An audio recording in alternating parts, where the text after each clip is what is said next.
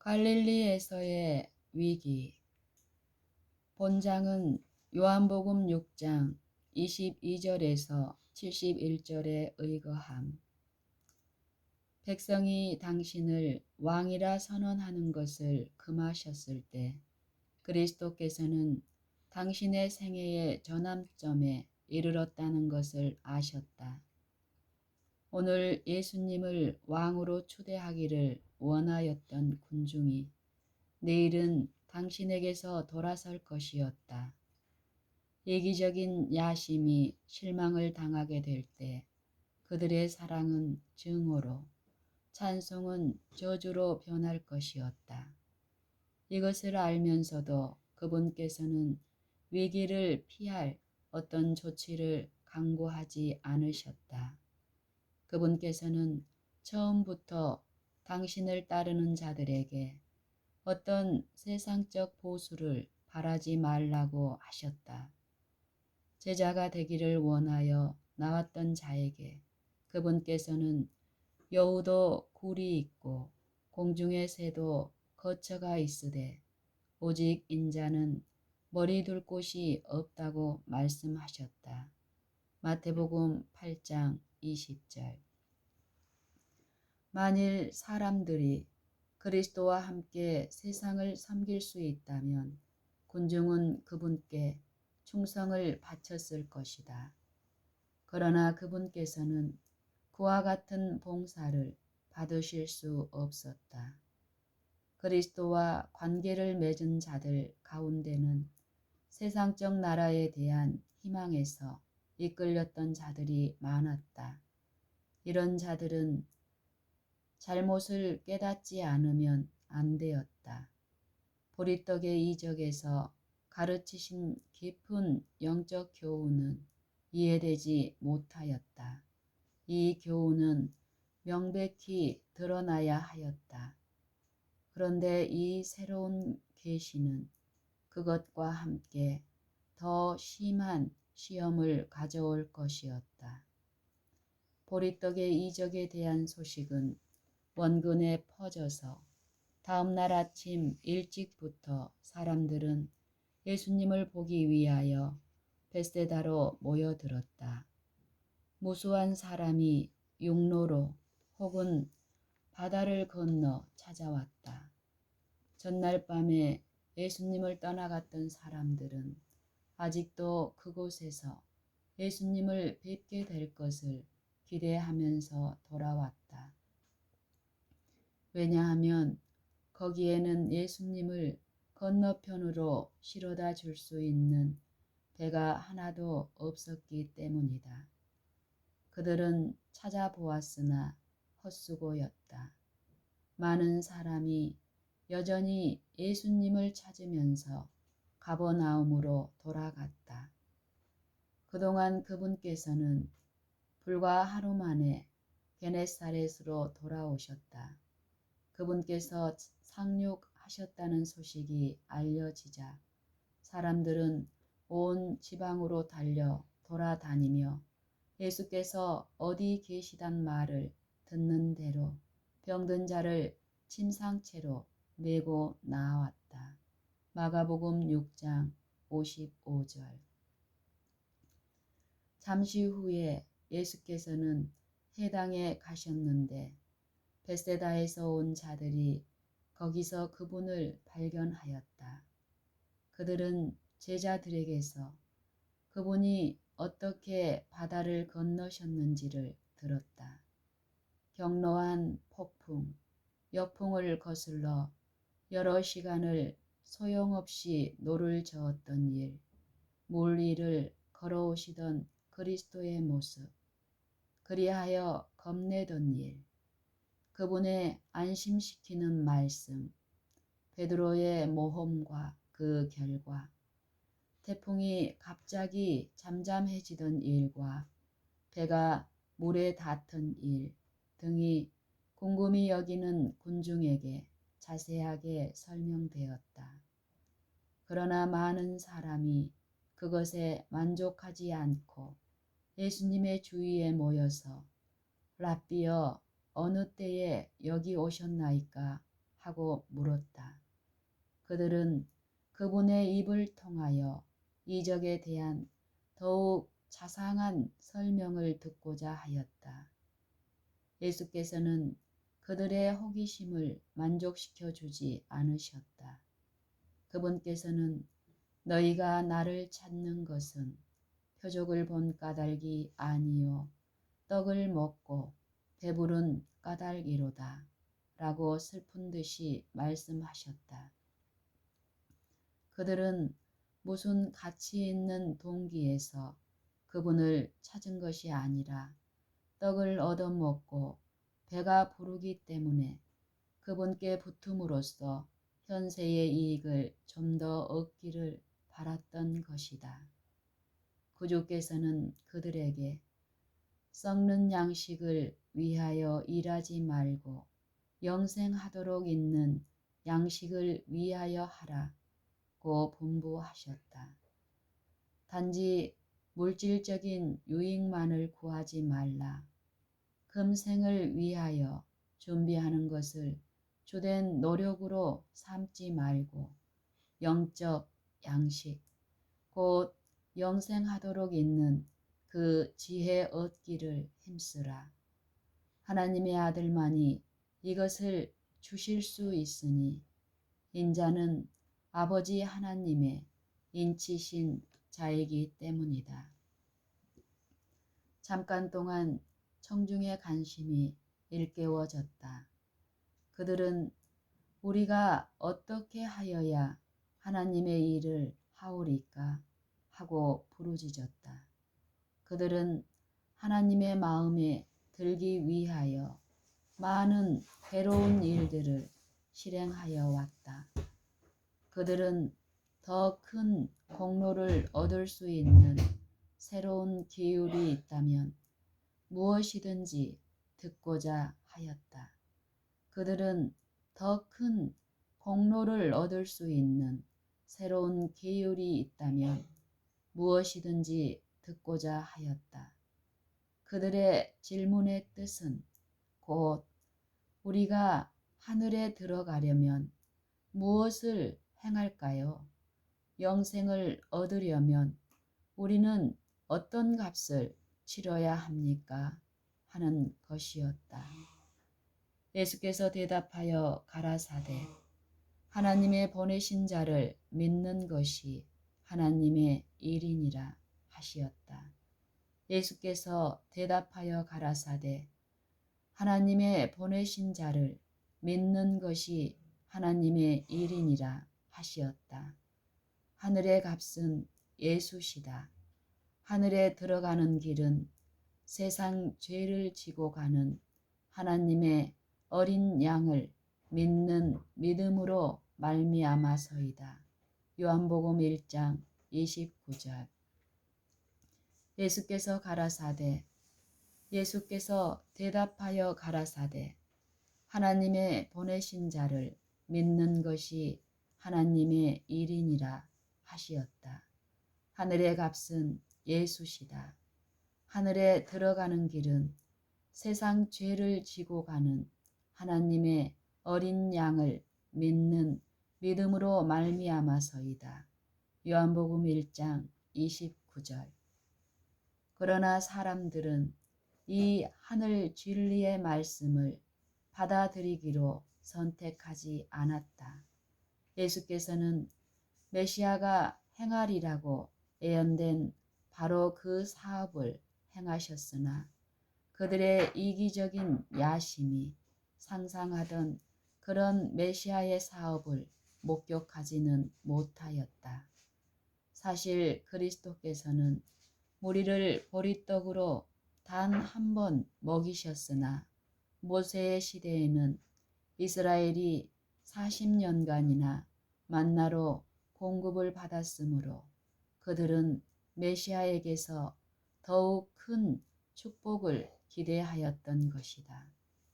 그들의 불만스러운 마음은 저희가 목격했던 이적을 예수께서 그렇게 많이 행하실 수 있으신데도 어찌하여 당신의 모든 백성에게 건강과 힘과 재물을 주지 않으시고 그들을 압제자로부터 해방시키지 않으시고 능력과 영예를 주어서 그들을 높이지 않으실까 하고 의심을 품었다.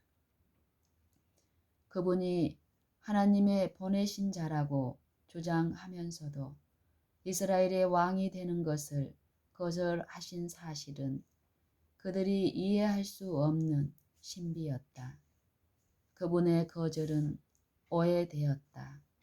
많은 사람은 그분이 당신의 사명의 신성한 성격에 대해서 의심하기 때문에 자신의 주장을 용기 있게 말하지 못하는 것이라고 결론 지었다. 이와 같이 그들은 불신을 향해서 마음을 열었으며 사단이 심은 씨는 오해와 배반 가운데서 그와 같은 종류의 열매를 맺었던 것이다. 이제 한 랍비는 반은 조롱조로 묻기를 그러면 우리로 보고 당신을 믿게 행하시는 표적이 무엇이니까? 하시는 일이 무엇이니까? 기록된 바 하늘에서 저희에게 떡을 주어 먹게 하였다 함과 같이 우리 조상들은 광야에서 만나를 먹었나이다 라고 하였다. 유대인들은 모세를 만나로 준 자로 공경함으로써 도구에는 찬양을 돌리고 그 일을 성취하신 하나님은 잊어버렸다. 그들의 조상들은 모세에 대하여 불평하고 그의 거룩한 사명을 의심하고 부인하였다. 이제 동일한 정신으로 그 후손들은 하나님의 기별을 그들에게 전하신 분을 거절하였다. 예수께서는 내가 진실로 너희에게 이르노니 하늘에서 내린 떡은 모세가 준 것이 아니라고 말씀하셨다. 만나를 주신 분께서 그들 가운데 서 계셨다. 히브리인들을 광야 가운데서 인도하고 하늘에서 내리는 떡으로 날마다 그들을 먹이신 분은 바로 그리스도셨다.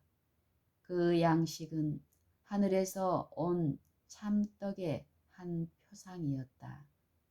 참된 만나는 하나님의 무한한 충만에서 흘러나오는 생명력을 주는 성령이시다. 참된 만나는 하나님의 무한한 충만에서 흘러나오는 생명력을 주는 성령이시다.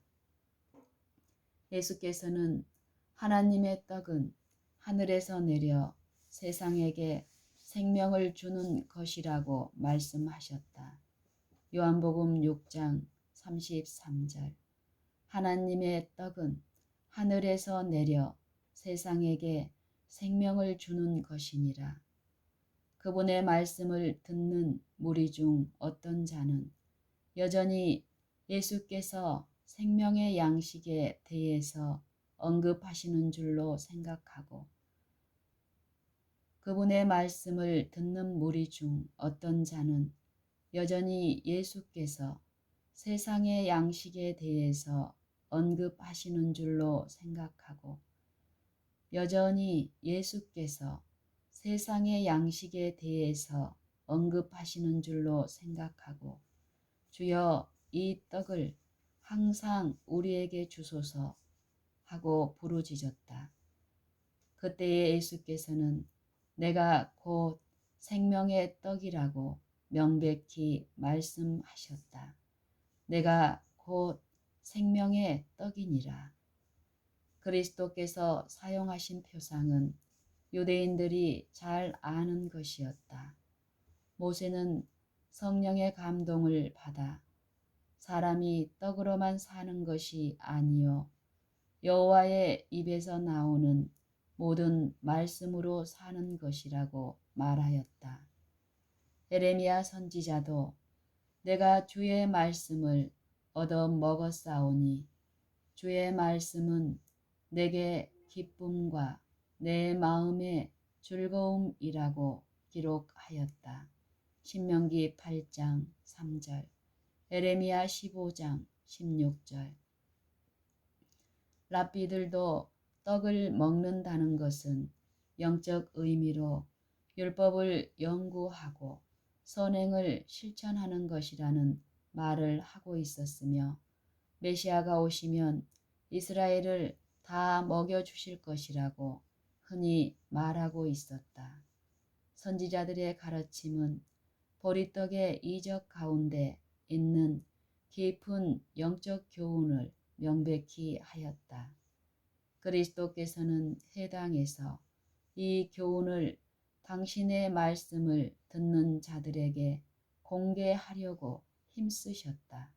그리스도께서는 회당에서 이 교훈을 당신의 말씀을 듣는 자들에게 공개하려고 힘쓰셨다. 그들이 만일 성경을 이해했더라면 예수께서 내가 곧 생명의 떡이라고 말씀하셨을 때, 내가 곧 생명의 떡이라고 말씀하셨을 때 그 뜻을 이해하였을 것이다. 바로 그 전날에 기진하고 피곤하였던 큰 무리는 그분께서 주신 떡을 먹었던 것이다. 저희가 그 떡을 먹음으로 육체적인 힘과 원기를 회복하였던 것처럼 그리스도에게서 영생에 이르는 영적 힘도 얻을 수 있었을 것이다.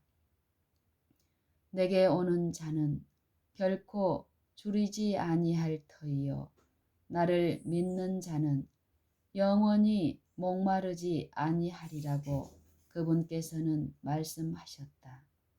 그러나 너희는 나를 보고도 믿지 아니하는도다 라고 부언하셨다.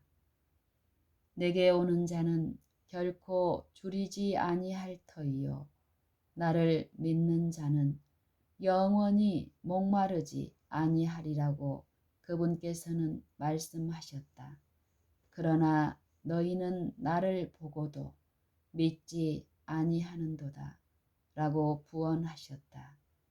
그들은 성령의 증거와 그들의 심령에 나타난 하나님의 계시를 통하여 그리스도를 보았다.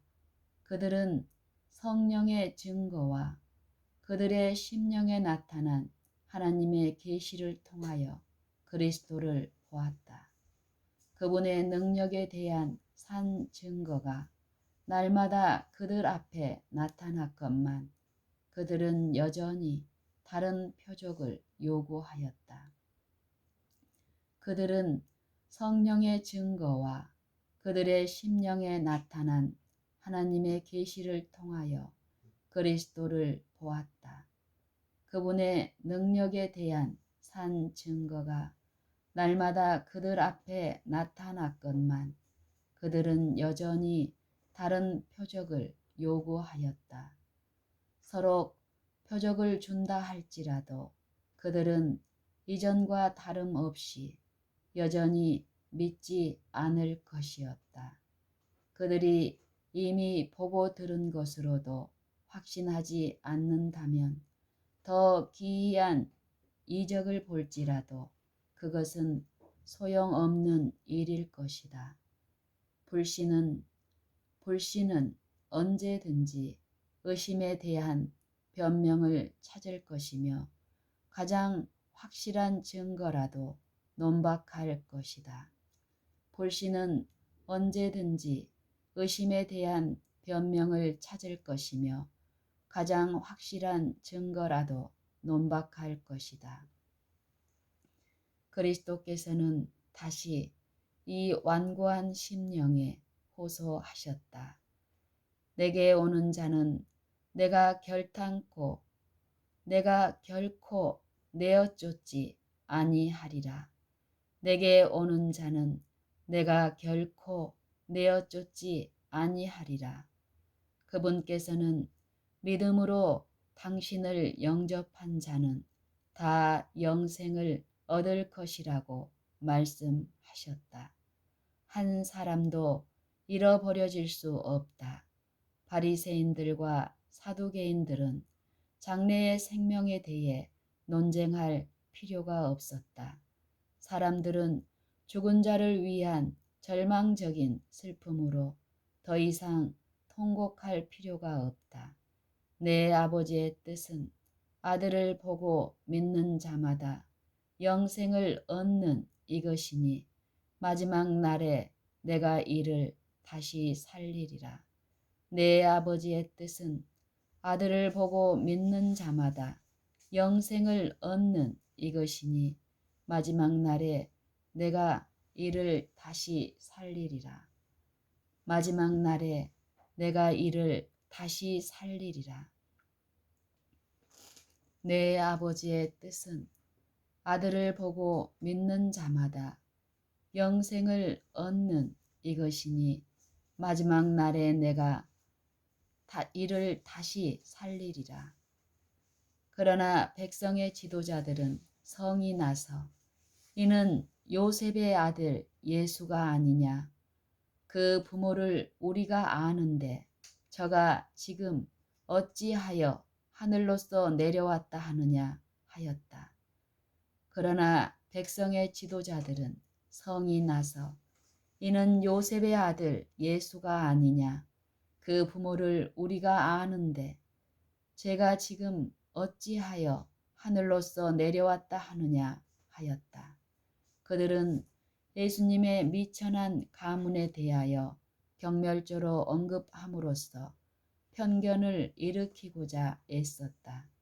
그들은 그분의 생애에 대하여 갈릴리의 노동자요, 그분의 가족은 가난하고 천한 사람이라고 모욕적으로 언급하였다. 그들은 이 불황무식한 목수의 주장은 거들떠볼 가치도 없다고 주장하였다. 그분께서 신비로운 탄생을 하셨다는 이유로 그들은 그분의 태생이 수상하다고 암시함으로써 그분의 탄생의 인간적 환경을 그분의 경력 가운데 한 오점이라고 주장하였다. 예수께서는 당신의 탄생의 오묘를 설명하려고 하지 않으셨다. 그분께서는 바다를 건너시던 것에 관한 질문에 아무 대답도 하지 않으셨던 것처럼 당신이 하늘에서 내려오신 것에 대한 질문에도 아무런 대답을 하지 않으셨다. 그분은 당신의 생애의 특징을 이룬 이적에 주의를 환기시키지 않으셨다. 그분은 자원하여 스스로 명성을 거절하고 종의 모양을 취하셨다. 그러나 그분의 말씀과 업적은 당신의 품성을 드러냈다. 그러나 그분의 말씀과 업적은 당신의 품성을 드러냈다. 거룩한 빛에 마음을 연 자는 모두 그분이 아버지의 독생자로서 은혜와 진리가 충만하심을 깨달았다. 요한복음 1장 14절.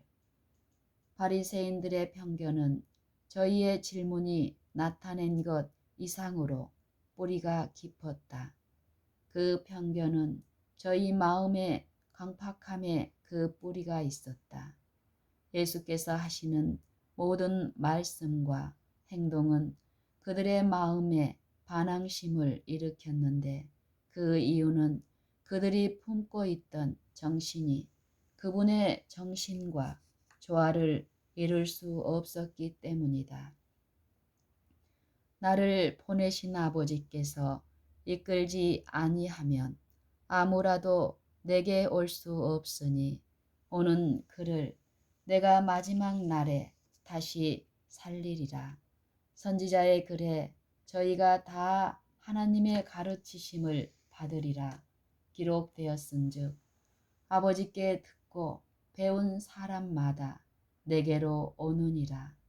아버지의 사랑의 이끄심에 응답하는 자들 외에는 아무도 그 그리스도께 나올 수 없을 것이다.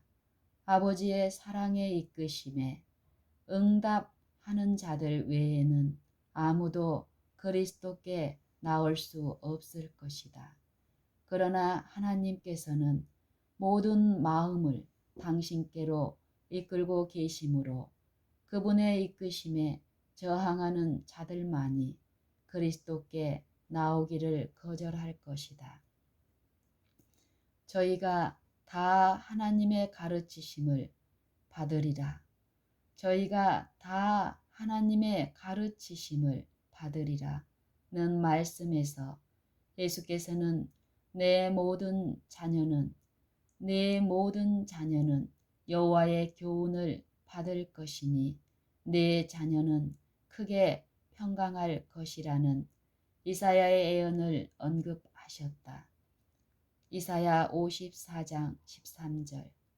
유대인들은 이 성경 말씀을 자신들에게 적용하였다. 하나님이 그들의 교사였다는 것은 그들의 자랑거리였다. 그러나 예수께서는 이 주장이 얼마나 헛된 것임을 보이셨으니 아버지께 듣고 배운 사람마다 내게로 오느니라 고 말씀하셨다. 그리스도를 통하여서만 아버지에 대한 지식을 얻을 수 있었다. 인류는 그분의 영광의 계시를 감당할 수 없었다. 하나님께 배운 자들은 그분의 아들의 음성에 귀를 기울여 왔으며 그들은 나사렛 예수님에게서 자연과 계시를 통하여 아버지를 선포하신 그분을 인식할 것이었다. 저희가 다 하나님의 가르치심을 받으리라 는 말씀에서 예수께서는 내 모든 자녀는 여호와의 교훈을 받을 것이니 내 자녀는 크게 평강할 것이라 는 이사야의 예언을 언급하셨다. 유대인들은 이 성경 말씀을 자신들에게 적용하였다. 하나님이 그들의 교사였다는 것은 그들의 자랑거리였다. 그러나 예수께서는 이 주장이 얼마나 헛된 것임을 보이셨으니 아버지께 듣고 배운 사람마다 내게로 오느니라 고 말씀하셨다.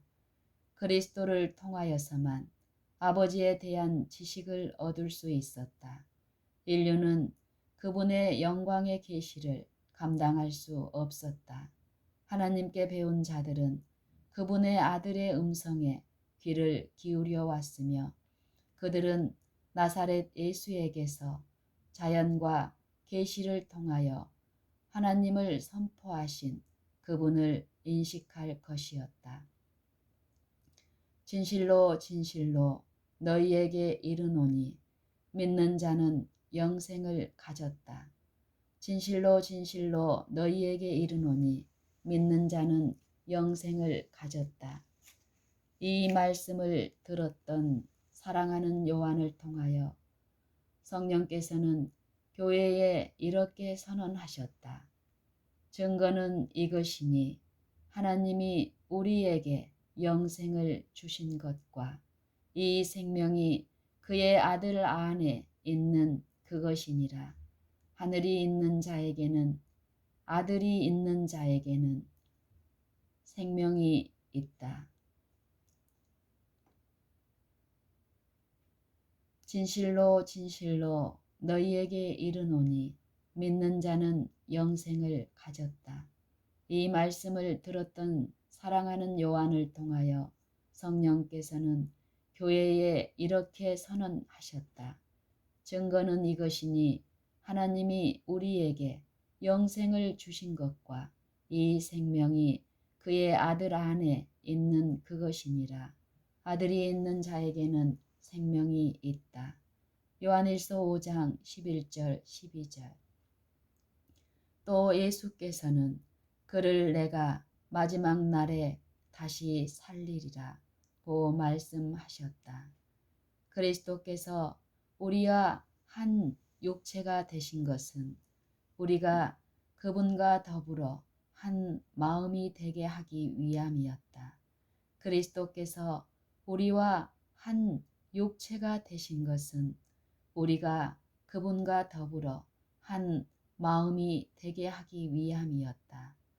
우리가 무덤에서 나오게 되는 것은 이러한 결합으로 말미암은 것이니 이는 단지 그리스도의 능력의 나타남뿐만 아니라 믿음으로 말미암아 그분의 생명이 믿음으로 말미암아 그분의 생명이 우리의 것이 되었기 때문이다. 우리가 무덤에서 나오게 되는 것은 이러한 결합으로 말미암은 것이니 이는 단지 그리스도의 능력의 나타남뿐 아니라 믿음으로 말미암아 그분의 생명이 우리의 것이 되었기 때문이다. 그리스도께서 우리와 한 육체가 되신 것은 우리가 그분과 더불어 한 마음이 되게 하기 위함이었다.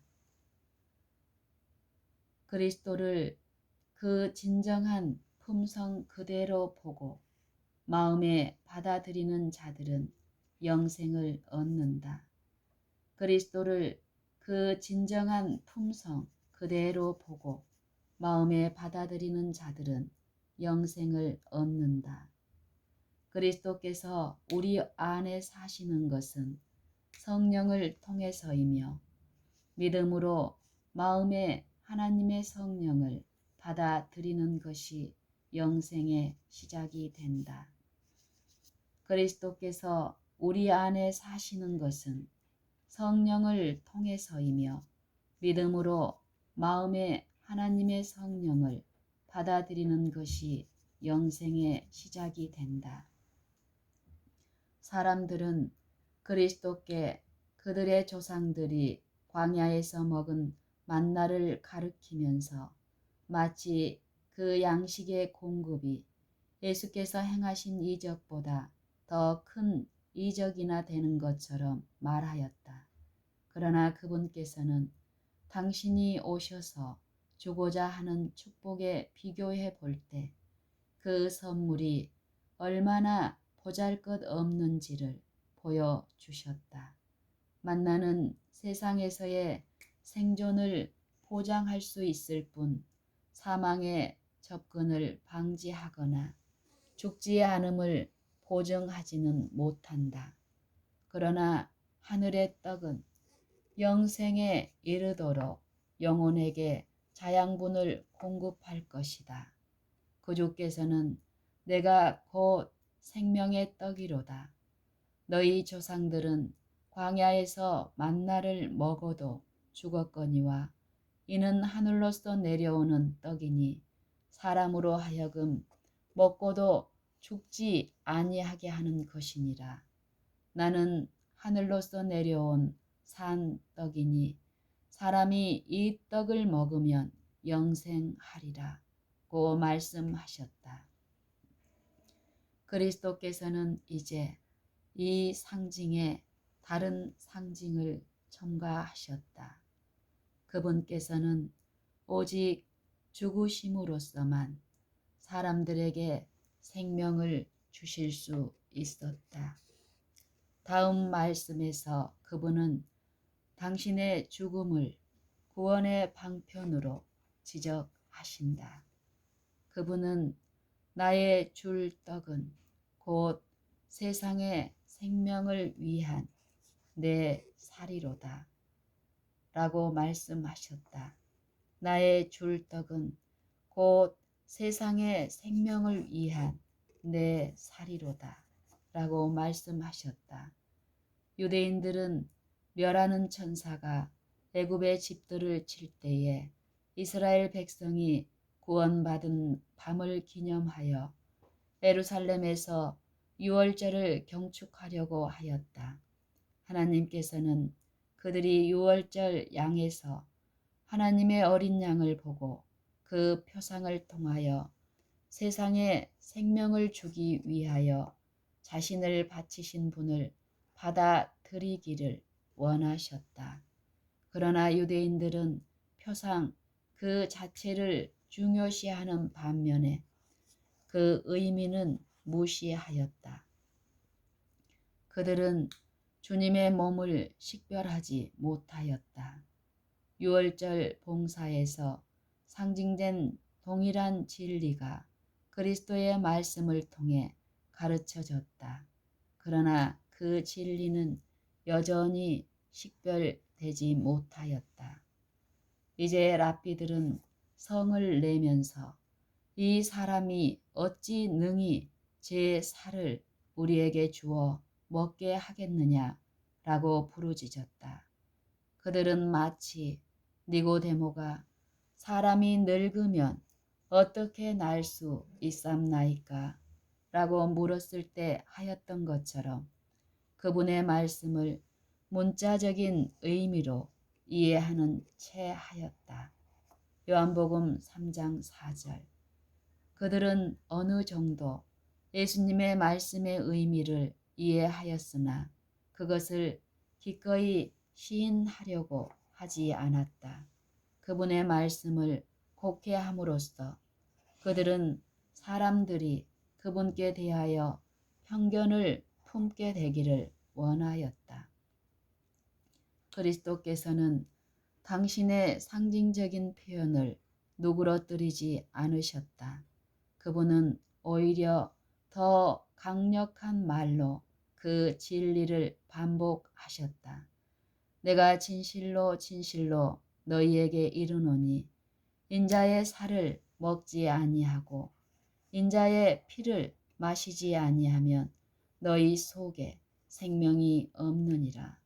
내 살을 먹고 내 피를 마시는 자는 영생을 가졌고 마지막 날에 내가 그를 다시 살리리니 내 살은 참된 양식이요 내 피는 참된 음료로다. 내 살을 먹고 내 피를 마시는 자는 내 안에 거하고 나도 그 안에 거하나니. 그리스도의 살을 먹고 피를 마시는 것은 그분께서 우리의 죄를 사하신다는 것과 우리가 그분 안에서 완전하게 된다는 것을 믿고 그분을 개인의 구주로 받아들이는 것을 의미한다. 우리가 그리스도의 살을 먹고 피를 마시는 것은 그분께서 우리의 죄를 사하신 것과 그분께서 우리의 죄를 사하신다는 것과 우리가 그분 안에서 완전하게 된다는 것을 믿고 그분을 개인의 구주로 받아들이는 것을 의미한다. 우리가 그분의 성품에 참여하게 되는 것은 그분의 사랑을 바라보고 그것을 깊이 생각하고 그것을 흡수해 들임으로써이다. 음식이 신체에 영향을 주듯이 그리스도께서 영혼에 영향을 끼치셔야 한다. 음식은 우리가 그것을 먹지 않는 한, 그것이 우리 신체의 일부가 되지 않는 한, 우리에게 아무런 유익이 될 수 없다. 그와 같이 우리가 그리스도를 개인의 구주로 알지 않는다면 그분은 우리에게 아무런 가치가 없다. 그와 같이 우리가 그리스도를 개인의 구주로 알지 않는다면 그분은 우리에게 아무런 가치가 없다. 이론적인 지식은 우리에게 아무 유익도 주지 못한다. 그분을 먹고 그분을 마음에 받아들여 그분의 생명이 우리의 생명이 되게 해야 한다. 그분의 사랑과 그분의 은혜가 우리의 생애에 동화되어야 한다. 그러나 이런 상징도 신자가 그리스도와의 관계에서 갖는 특권을 나타낼 수는 없다. 예수께서는 살아계신 아버지께서 나를 보내심에 내가 아버지로 인하여 사는 것 같이 나를 먹는 그 사람도 나를 인하여 살리라 고 말씀하셨다. 예수께서는 살아계신 아버지께서 나를 보내심에 내가 아버지로 인하여 사는 것 같이 나를 먹는 그 사람도 나를 인하여 살리라 고 말씀하셨다.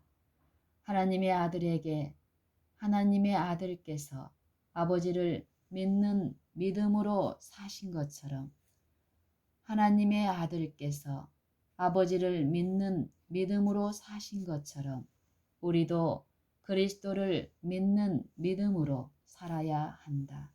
예수께서는 자신을 하나님의 뜻에 완전히 내어 맡기셨으므로 그분의 생애에는 아버지만 나타나셨다.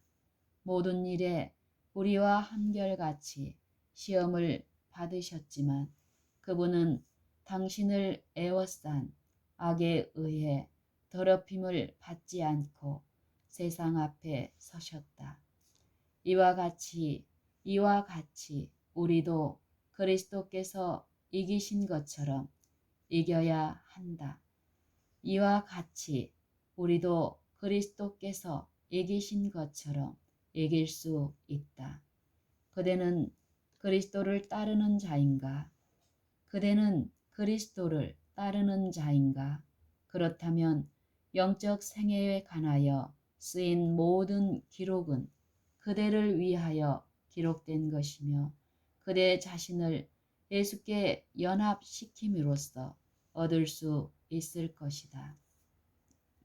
그대의 열성은 시들어지고 그대의 처음 사랑은 식어가는가? 그리스도께서 주시는 사랑을 다시 받아들이라. 그리스도께서 주시는 사랑을 다시 받아들이라. 그분의 살을 먹고 그분의 피를 마시라. 그리하면 그대는 아버지와 아들과 더불어 하나가 될 것이다. 불신하는 유대인들은 구주의 말씀 가운데서 문자적인 의미 이외의 다른 뜻은 보려고 하지 않았다. 의문의 율법상 피를 먹는 것은 금지되어 있으므로 그들은 이제 그리스도의 말씀을 신성을 모독하는 말로 해석하고 저희끼리 이에 대해서 논란하였다. 심지어는 제자들까지도 이 말씀은 어렵도다. 누가 들을 수 있느냐라고 말하였다. 구주께서는 그들에게 대답하면서 이 말이 너희에게 걸림이 되느냐? 그러면 너희가 인자의 이전 있던 곳으로 올라가는 것을 볼 것 같으면 어찌 하려느냐? 살리는 것은 영이니 육은 무익하니라. 살리는 것은 영이니 육은 무익하니라. 내가 너희에게 이른 말이 영이요 생명이라고 말씀하셨다. 이 말이 너희에게 걸림이 되느냐? 그러면 너희가 인자의 이전 있던 곳으로 올라가는 것을 볼 것 같으면 어찌 하려느냐? 살리는 것은 영이니 육은 무익하니라. 내가 너희에게 이른 말이 영이요 생명이라고 말씀하셨다. 세상에 생명을 주는 그리스도의 생명은 그분의 말씀 가운데 있다. 세상에 생명을 주는 그리스도의 생명은 그분의 말씀 가운데 있다. 예수께서 질병을 고치고 사기를 내어 쫓으신 것은 당신의 말씀으로 하신 것이었다. 그분은 말씀으로 바다를 잔잔케 하시고 죽은 자를 일으키셨으므로 사람들은 그분의 말씀에 능력이 있음을 증언하였다. 그분은 말씀으로 바다를 잔잔케 하시고 죽은 자를 일으키셨으므로 사람들은 그분의 말씀에 능력이 있음을 증언하였다. 세상에 생명을 주는 그리스도의 생명은 그분의 말씀 가운데 있다. 예수께서 질병을 고치고 사기를 내어 쫓으신 것은 당신의 말씀으로 하신 것이었다. 그분은 말씀으로 바다를 잔잔케 하시고 죽은 자를 일으키셨으므로 사람들은 그분의 말씀에 능력이 있음을 증언하였다. 구약의 모든 선지자와 교사를 통하여 말한 것처럼 그분은 하나님의 말씀을 이야기하셨다. 온 성경은 그리스도를 나타낸 것이므로 구주께서는 당신을 따르는 자들의 믿음을 말씀 위에 고정시키기를 원하셨다. 온 성경은 그리스도를 나타낸 것이므로 구주께서는 당신을 따르는 자들의 믿음을 말씀 위에 고정시키기를 원하셨다. 그분의 눈에 보이던 임재가 거두어질 때 그 말씀은 그들의 능력의 원천이 되지 않으면 안 되었다. 그분의 눈에 보이던 임재가 거두어질 때 그 말씀은 그들의 능력의 원천이 되지 않으면 안 되었다. 그들의 주님처럼 그들도 하나님의 입으로 나오는 모든 말씀으로 살 것이었다. 마태복음 4장 4절. 우리의 육체의 생명이 음식으로 유지되는 것처럼 우리의 영적 생명도 하나님의 말씀으로 유지된다. 우리의 육체의 생명이 음식으로 유지되는 것처럼 우리의 영적 생명도 하나님의 말씀으로 유지된다. 그리고 모든 영혼은 자신을 위하여 하나님의 말씀으로부터 생명을 얻어야 한다. 자양분을 위하여 스스로 먹지 않으면 안 되는 것처럼 우리도 그 말씀을 우리 자신을 위하여 받지 않으면 안 된다. 우리는 단지 다른 사람의 지식을 중개로 하여 그것을 얻어서는 안 된다. 우리는 그분의 말씀을 이해하기 위하여 하나님께 성령의 도우심을 구하면서 주의 깊이 성경을 연구해야 한다. 우리는 한 구절을 취하여 하나님께서 우리를 위하여 그 구절 가운데 넣어주신 사상을 확인하는 일에 정신을 집중시켜야 한다. 우리는 한 구절을 취하여 하나님께서 우리를 위하여 그 구절 가운데 넣어주신 사상을 확인하는 일에 정신을 집중시켜야 한다. 우리는 그것이 우리 자신의 것이 되어 주께서 말씀하신 바를 알 때까지 깊이 생각하여야 한다. 예수께서는 당신의 약속과 경고 가운데서 나를 생각하신다.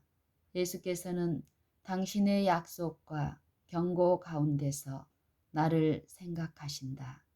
하나님이 세상을 이처럼 사랑하사 독생자를 주셨으니 이는 내가 저를 믿어 멸망치 않고 영생을 얻게 하려 하심이다. 하나님의 말씀에 기록된 경험이 나의 경험이 되어야 한다. 기도와 약속, 교훈과 경고는 나의 것이다. 성경에 나와 있는 성경에서 말씀하시는 기도와 약속, 교훈과 경고는 나의 것이다. 내가 그리스도와 함께 십자가에 못 박혔나니 그런즉 이제는 내가 산 것이 아니요 오직 내 안에 그리스도께서 사신 것이라. 이제 내가 육체 가운데 사는 것은 나를 사랑하사 나를 위하여 자기 몸을 버리신 하나님의 아들을 믿는 믿음 안에서 사는 것이라. 갈라디아서 2장 20절. 이와 같이 진리의 원칙들을 믿음으로 받아들이고 흡수할 때 그것들은 자신의 일부가 되고 생명의 원동력이 된다. 심령에 받아들인 하나님의 말씀은 사상을 형성하고 품성을 발달시킨다. 믿음의 눈으로 예수님을 항상 바라봄으로써 우리는 힘을 얻게 될 것이다. 심령에 받아들인 하나님의 말씀은 사상을 형성하고 품성을 발달시킨다. 믿음의 눈으로 예수님을 항상 바라봄으로써 우리는 힘을 얻게 될 것이다. 하나님께서는 당신의 줄이고 목마른 백성에게 가장 귀중한 계시를 나타내실 것이다. 그들은 그리스도가 개인의 구주이심을 알 것이다. 그분의 말씀을 먹고 살 때에 그들은 그것이 영이요 생명임을 발견할 것이다.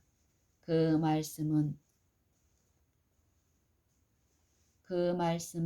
본성적이며 세속적인 성정을 멸하고 그리스도 예수 안에 있는 새 생명을 나누어 준다. 성령께서는 보혜사로 심령에 임하신다.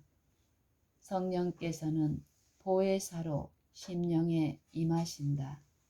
변화시키는 그분의 은혜의 작용으로 말미암아 하나님의 형상이 제자 안에서 재창조되고 제자는 새로운 피조물이 된다.